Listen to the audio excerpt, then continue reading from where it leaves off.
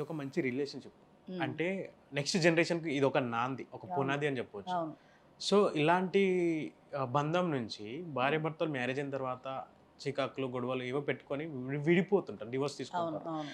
అసలు ఈ డివోర్స్ తీసుకోవడానికి మెయిన్ రీజన్స్ ఏముంటాయి మేడం? ఒకప్పుడు 100 సంవత్సరాలకి పూర్వం పోల్చుకుంటే మన దేశంలో విడాకులు అనేవి లేవు.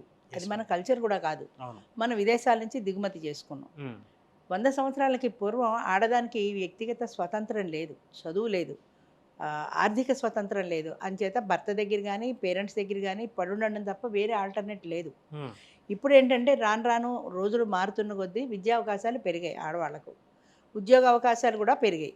అవును. ఉద్యోగం వచ్చిన తర్వాత సంపాదన ఎప్పుడైతే వచ్చిందో వాళ్ళకి ఆర్థిక స్వతంత్రం అనేది కాన్ఫిడెన్స్తో పాటు కొంత ఓవర్ కాన్ఫిడెన్స్ కూడా ఇచ్చింది.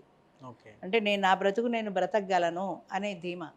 ఇక భార్యాభర్తల విడాకుల విషయానికి వస్తే ఒకప్పుడు ఇది బంధం చాలా పవిత్రమైనది, కష్టమో సుఖమో ఇద్దరూ భరించాలనే భావన ఉండేది. ఉమ్, ఇప్పుడు ఏంటంటే నాకు తోడు నీడలో 50 ఏళ్ళు దాటిన వాళ్ళకే పెడతాము. వాళ్ళు డైవర్స్ సర్టిఫికెట్లు ఎక్కువ, మ్యారేజ్ అయిన వాళ్ళకంటే కూడా ఓకే. డైవర్సులు ఎక్కువ. 50 ఏళ్ళకే డైవర్స్ ఏంటి అంటే వాడికి 30 దాటిదాకా పెళ్లి చేసుకోవట్లా, 10-15 సంవత్సరాలకి విడాకులు కూడా అయిపోతున్నాయి.